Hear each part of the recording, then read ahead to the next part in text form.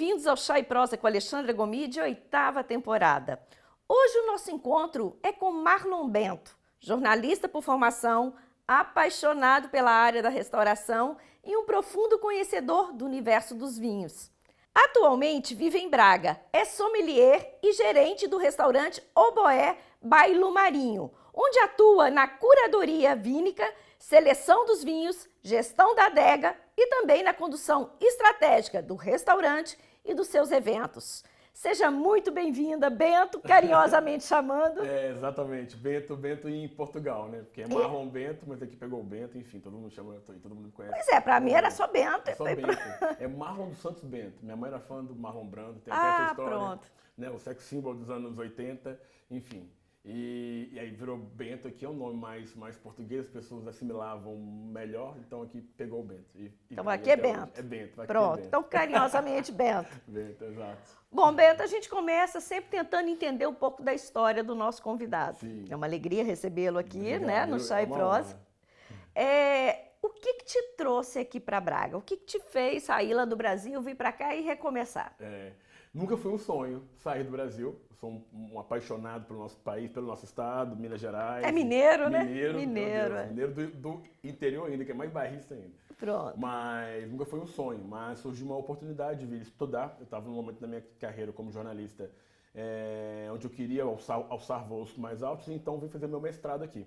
Os vinhos correm... No jornalismo? No jornalismo. Hoje eu faço mestrado em comunicação audiovisual e multimídia na Universidade do Minho. Uhum. E o vinho sempre foi uma paixão, sempre foi um amor, então corria por fora, mas nunca foi uma profissão. Então nunca trabalhei com vinho no Brasil, mas sempre estudei, fiz vários cursos, enfim, sempre gostava de receber amigos em casa para tomar uma bela garrafa de vinho. Então sempre foi ali um hobby que, chegando aqui, eu tive esse contato com a restauração, como todo bom imigrante, eu estava disposto a começar do zero, né? Uhum. Então comecei na restauração também, já pensando em desenvolver mais a área do vinho como profissão. Não vou dizer que foi algo ao acaso, mas vindo para Portugal, um país tão rico na gastronomia e na área vínica, por que não? Então comecei a trabalhar, né, no Oboé, por incrível que pareça, eu estou lá, a minha história do Oboé ela se confunde, porque eu estou lá desde sempre. E fui me apaixonando e vendo ali uma oportunidade. Nesse caso, eu pensei... Mas não foi esse o motivo que te trouxe para cá? Não foi. Foi o vir para estudar, para fazer o mestrado foi para estudar. Comunicação. Exatamente. Na verdade, a restauração aqui acabou acontecendo. Que é o que acontece muito com a gente aqui, né? Eu falo que não adianta muito a gente planejar, não. Na hora que chega aqui, as coisas, né, acabam tomando... outra direção. Exatamente. Mas me fala uma coisa, Beto. Então você veio para estudar dentro da sua área de jornalismo. Exato. O vinho, então, já era uma paixão no Brasil. Já era. Mas você não tinha esse contato direto. Não, então, tinha fazendo cursos, né? Eu fazia vários cursos. Então você gostava a esse ponto? A esse ponto, fazer curso. Olha! Então, lá no Brasil já fazia curso? Lá no Brasil. Eu fui para congresso já vínico no Brasil. Às vezes nem ia para congresso de comunicação, mas ia para congresso para conhecer um pouco mais. Sempre adorei vinho. E a minha mãe também era uma adoradora de vinho, tomava vinho, enquanto todo mundo, os irmãos tomavam cerveja, ela apreciava uma bela garrafa de vinho, a história do vinho, a cultura por trás do vinho. Então eu tive essa introdução pela minha mãe, então já era ali uma questão. E quando eu vim para cá, para fazer o mestrado, pensei, por que não talvez desenvolver isso em Portugal, porque é um país o vinho, que vive vinho. Aqui respira vinho, né? Exatamente. Né? Foi uma questão estratégica também, porque eu acho que poderia ser mais fácil me realocar no mercado de trabalho mais pro lado do vinho, né? Então as coisas se deram assim. E aí entrei no Oboé e tive a Lumarinho me deu essa oportunidade de abriu essas portas, né? Mais nessa área, sabe? Sim. Então me tornei sommelier. Eu digo que eu sou sommelier por coração e por razão, mas sou gerente por não vou dizer por acaso, que menospreza isso, mas gerente porque eu conheço bastante a casa naquele momento e estava lá há muito tempo, tem propriedade e fui desenvolvendo isso. Mas o amor pelos vinhos, por servir vinhos às pessoas e em poder trazer aquele momento, deixar aquele momento a 2, a 4, a uma família que se reúne em volta da mesa, amigos que saem para jantar. Deixar isso muito mais especial através do vinho é o que me guia, é o que me faz... Pois é, e geralmente muitas pessoas veem o vinho como uma oportunidade de trabalho, ou então a questão do consumo. O vinho está ali, é o que eu gosto e consumo. Para você, a gente percebe na sua fala que tem uma coisa mais profunda, né? Tem uma questão mais cultural, mais humana. Como é que você traduz isso? O vinho, a gente não bebe o que está na garrafa. Aí já começa diferente aí, gente. A diferença... Emocionado, né? Mas realmente, assim, eu ando bastante por Portugal, visito vinícolas e sempre tem uma história de família. Os meus pais faziam vinho tem assim. história, né? Nossa, é lindo. E tem a ver com a terra, o amor à terra, o respeito à terra. Então, o vinho começa aí, começa nessa produção das uvas, né?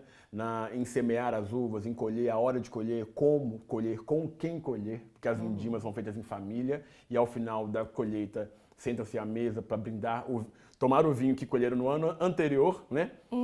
Festejando a colheita de agora. É lindo isso. É lindo como o português consegue, ele coloca no vinho aquela emoção, paixão. Então, quando a gente leva isso para o restaurante, a gente tenta trazer também essa história junto com o vinho. Então, à mesa, a gente conta a história do vinho, do porquê aquele vinho existe, de onde ele vem, quais foram as mãos que colheram aquelas uvas, porque isso tem a ver com cultura e passa pra gente, né? O vinho, aí já é uma questão muito emocionada mesmo, mas eu acredito muito nisso. Acho que o vinho, ele fala com a gente. Então, que fantástico. E cada vinho, eu acho que tem um momento específico para ser tomado, né? Espumantes para comemorar uma grande conquista, um pedido de namoro no inverno, um belo de um vinho tinto encorpado. É romântico, né? É romântico, é lindo. Pior que é. Eu gosto mesmo, assim, acho que as pessoas... em Portugal já entendeu isso, a cultura vínica aqui é maravilhosa, o Brasil ainda está... Pois e isso, você fez o curso lá no Brasil é mais voltado ao vinho brasileiro mesmo? Ou esses cursos que você chegou a fazer lá? Então, eu fiz vários cursos, sabe? Eu assinava alguns clubes de vinhos também, que chegam sempre uma informação em casa, esses clubes mais famosos. Mas eu acho que o grande ponto, a virada, foi quando eu fiz o W7 de Londres, que é o maior curso de vinhos do mundo. É a maior instituição vínica do mundo, de educação vínica, né? O W7 também foi pensado, não vou dizer que não foi, mas vindo para cá eu pensei, eu vou investir um pouco mais num curso mais sério que me possa me acreditar como sommelier internacional. Claro, então, claro. E era pandemia, a W7 de Londres estava instalando escolas no mundo inteiro porque antes as pessoas iam para Londres, né? Então estava dando essa abertura. A pandemia acelerou a educação à distância, né? Muito. Foi um período péssimo, mas foi um período que a gente cresceu em algumas questões.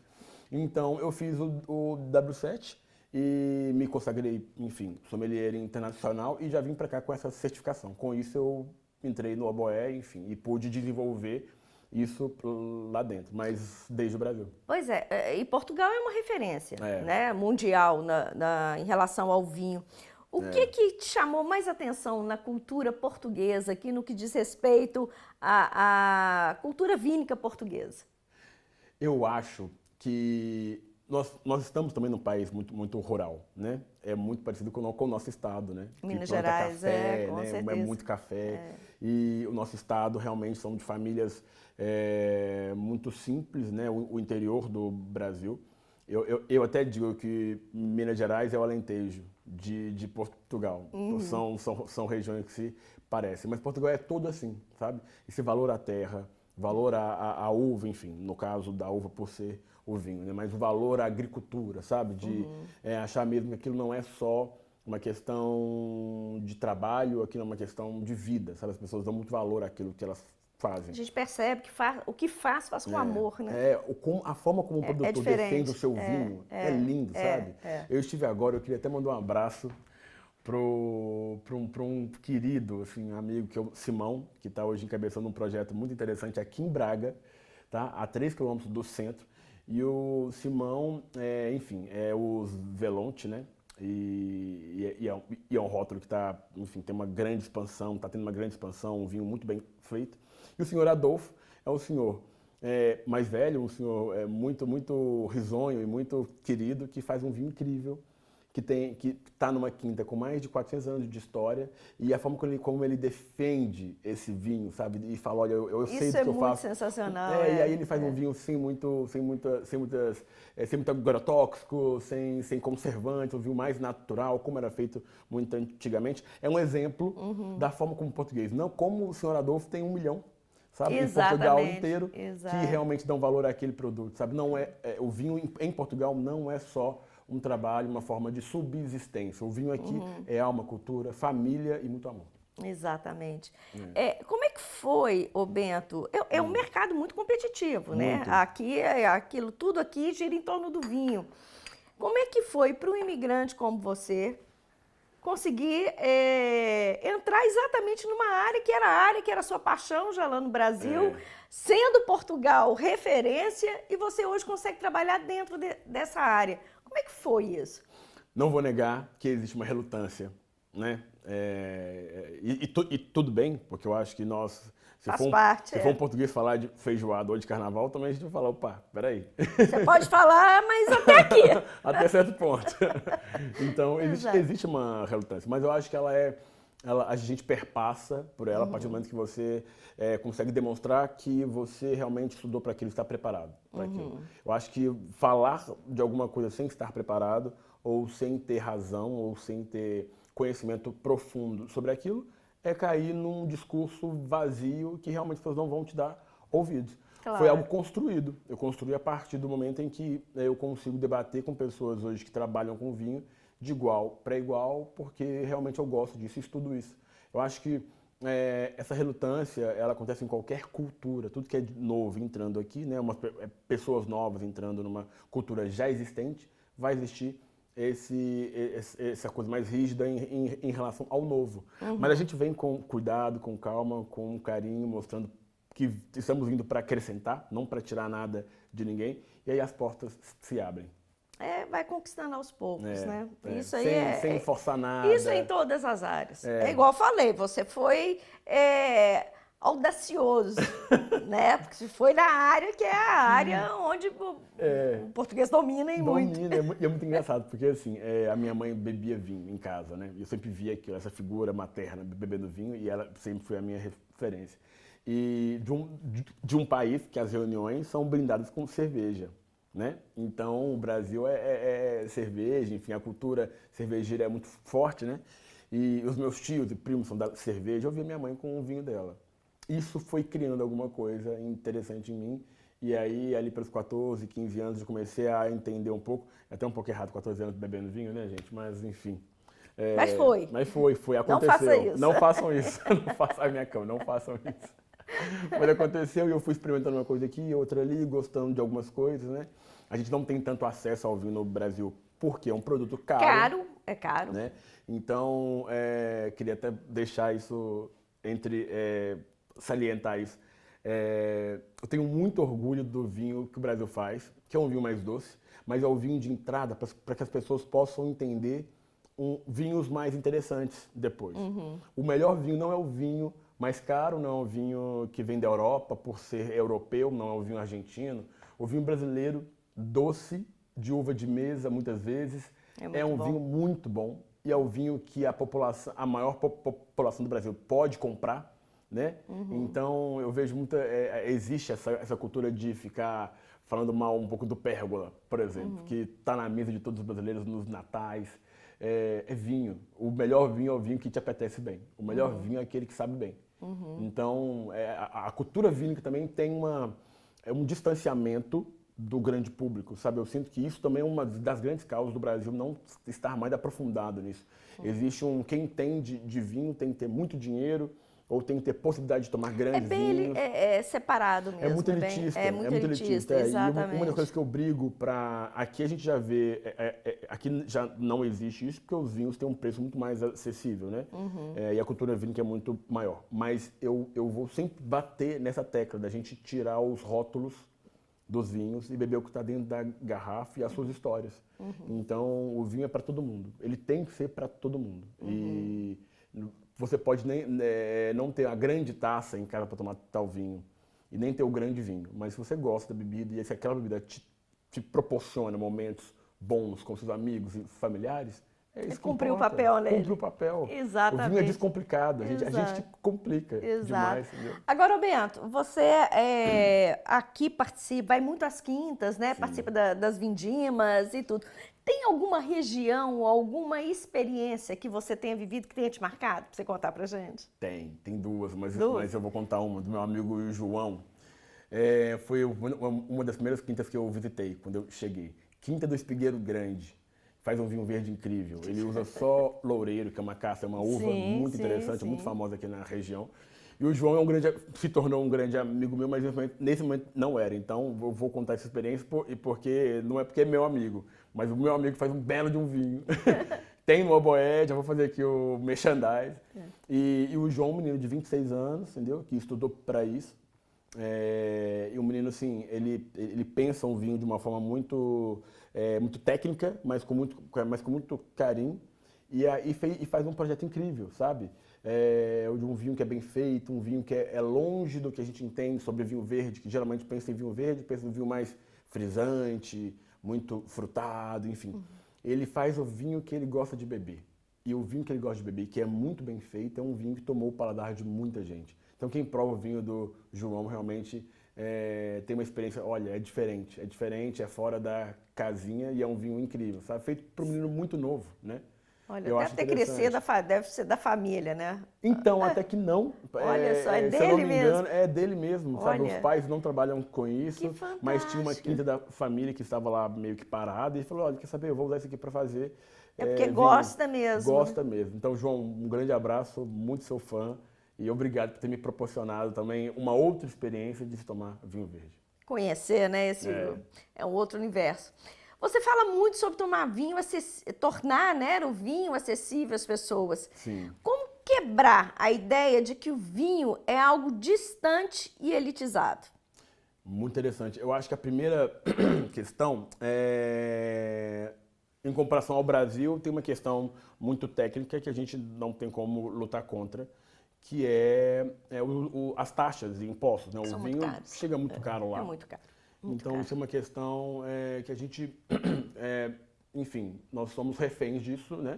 É mais interessante, então, procurar outras opções. O vinho europeu chega caro lá, mas o vinho brasileiro já não é tão caro. O vinho argentino, chileno também não é tão caro. Então, mesmo assim, quando a gente fala não é tão caro, é caro. É caro. O português chegar lá enlouquece. Enlouquece, exatamente. É absurdo. O que custa 3 euros aqui vai custar 15 euros lá, né? Com as taxas. Mas eu acho que a forma da gente quebrar esse paradigma é as pessoas que trabalham com vinho, eu acho que o erro está mais na gente, nos sommeliers, nos grandes winemakers, sabe? Da gente tornar a linguagem mais acessível. Se a pessoa quiser tomar um vinho despretensiosamente, não tem a taça ideal, pô, tome o vinho, sabe? Se permita tomar um vinho num copo mesmo, talvez, num copo tradicional. Eu acho que esses rituais do vinho são maravilhosos. Eu uso e faço, adoro. E é gostoso, É uma delícia. Gente, chegou o inverno, uma lareira aqui, uma taça de vinho, combina. Combina, exatamente. Combina. Abrir o vinho de rolha, sabe? O ritual é muito legal. Provar o vinho, depois pedir para colocar um pouco mais. Maravilhoso. Mas vamos descomplicar o vinho. O vinho é para ser descomplicado, para ser em momentos de lazer.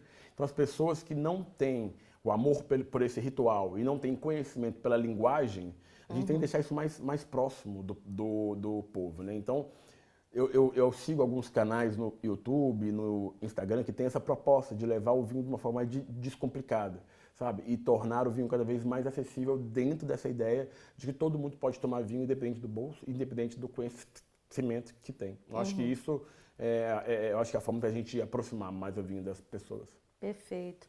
Agora, Bento, além de sommelier, você atua na gestão do restaurante. Como é que foi essa transição? Porque isso também não tem nada a ver com jornalismo. Nada a ver também. Né? Entrou gestão aí no meio.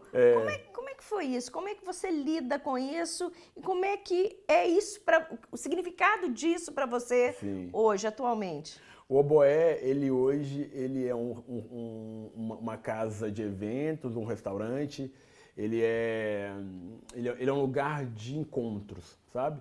E eu entrei no Oboé há 4 anos, né? Entrei como empregado de mesa, com muito orgulho. Enfim, fui alçando voos mais altos lá dentro. Foram vendo a minha disponibilidade, a minha forma de trabalhar, eu fui crescendo lá dentro. Comecei a trabalhar só com vinho lá dentro, e aí, enfim, fui me tornando gerente. Hoje, para mim, é uma missão, sabe? É uma missão. Porque a gente vê, quem vai lá vê que você ama tudo que você está fazendo ali. Por isso que eu estou perguntando, qual que é o segredo, qual que é a fórmula? Eu gosto de estar na sala. Eu acho que eu fui construindo esse amor, sabe? No início, óbvio, imigrantes foi uma questão de subsistência, mas hoje é muito bom ver as pessoas felizes, sabe? Eu encontrei um amor muito grande por festejar com as pessoas, né? Então, aniversários, casamentos, é muito bom você preparar tudo aquilo, Tá sabe? sempre com pessoas felizes, sempre, né? Isso sabe? é muito bom. Ninguém festeja estando triste. E quando se está triste, a festa faz a pessoa mudar de humor. Então, é uma responsabilidade muito grande, né? De estar lidando com momentos muito especiais das pessoas, né? Então, tudo tem que ser perfeito, tem que ser minuciosamente pensado. O cronograma, enfim, os detalhes que a pessoa pensou. A forma de surpreender, porque nós não só entregamos o que a pessoa pede, a gente entrega um pouco a mais, né? O excepcional. Então, eu acho que existe um carinho muito grande em receber pessoas, em ter as pessoas por perto, tem que gostar de gente, tem que gostar de gente, e de pessoas, e de rir, e de conversar. Com certeza, né? com certeza. E foi se tornando algo muito importante para mim, assim, algo muito identitário. Eu nunca imaginei trabalhar sendo gerente de um restaurante em Portugal. Pois Mas aconteceu. Você está aqui tem quanto tempo? Há 4 anos. 4 anos. Bento, o que você diria hoje para o Bento que chegou há 4 anos atrás? Porque sua vida virou. Virou. Eu acho, não tenha medo das mudanças mesmo, sabe? O medo acontece e muitas vezes por medo a gente evita algumas coisas. Eu acho que eu falaria para ele, olha, eu sei que tá uma loucura, mas vai com medo mesmo, tá tudo certo. Você consegue, vai dar conta. Eu acho isso que passa. Eu acho que é isso, só me deixaria mais calmo, sabe? Porque não é fácil, Alexandra, imigrar não é fácil. É tudo um processo um grande desafio, prático, no sentido de digo no sentido de documentação as questões burocráticas e tudo, com certeza. Exato. A linguagem também, de se colocar num país novo, por mais que Braga em si, mais ainda, temos muitos brasileiros, então a gente meio que se sente abraçado, né, aqui. Mas ainda assim, lidar com uma nova forma de ser, né? Mas não é fácil, mas eu acho que o medo existe, mas vai com medo, foca no trabalho, venha para trabalhar, venha para ajudar o país de alguma forma, venha com boas intenções, eu acho que isso é muito importante também.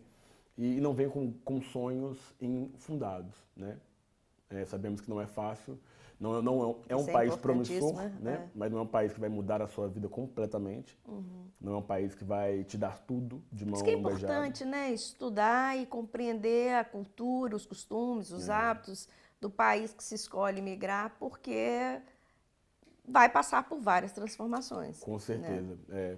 E assim, acho que as pessoas estão cada vez mais vindo de uma forma ideal, sabe? Entendendo isso, entendendo que é uma cultura que tem que ser estudada, que tem que se preparar financeiramente, emocionalmente. Mas para o Bento lá de trás, eu diria que era Marlon, né? Porque no Brasil é Marlon, os meus amigos Você nem era Bento, nem era Bento. E aí eu cheguei aqui já começa por aí. Eu falava Marlon, pessoal, Marlon, Marilon e Maicon. Falei, não, é Bento. É Bento. Bento. Bento, como São Bento, tá? Isso. É Bento. E aí o Bento pegou. Mas eu acho que é isso. Calma, não tenha medo das mudanças e se permita elas. Você já até deixou uma mensagem aí, mas infelizmente nosso tempo aqui está chegando ao final. E para a gente terminar, eu gostaria que você deixasse uma mensagem para quem está nos assistindo hoje. Olha, eu acho que eu vou deixar 2. Eu vou deixar primeiro uma para o Brasil, para quem está lá, para os meus amigos, familiares, que vão ver isso e que torcem por mim. Mais uma vez, muito obrigado. Olha que emblemático aqui do lado da Alexandra Gomide, que eu sou um fã, uma mulher muito respeitada e que luta pelos brasileiros aqui. Então, ser convidado para estar aqui é um sinal de que as coisas deram certo de alguma forma. Mas muito obrigado por terem, nesse tempo todo, a gente não imigra sem ter esse contato, sem ter uma base forte da onde a gente veio, sabendo para onde a gente pode voltar se nada der muito certo. Então a mensagem é muito obrigado por todos esses 4 anos que eu estou aqui, vocês estão aí, familiares, amigos. E agora uma mensagem para todo mundo, geral. Não desista dos seus sonhos e se permita mudar de sonhos no meio do caminho. Se permita entender que às vezes os caminhos tornam outras perspectivas e está tudo bem. E coragem e siga naquilo que te faz mais feliz. Lindo, muito obrigada, Bento. Obrigado, Alexandre. Que Foi um delícia prazer estar aqui, recebê-lo aqui. O prazer foi todo meu, com certeza. Este é o Chá e Prosa com Alexandra Gomide, um programa de entrevistas quinzenal aos sábados, que é exibido às 17 horas de Portugal aqui na DMTV e às 17 horas do Brasil no YouTube da TV Olhar. Até o próximo programa.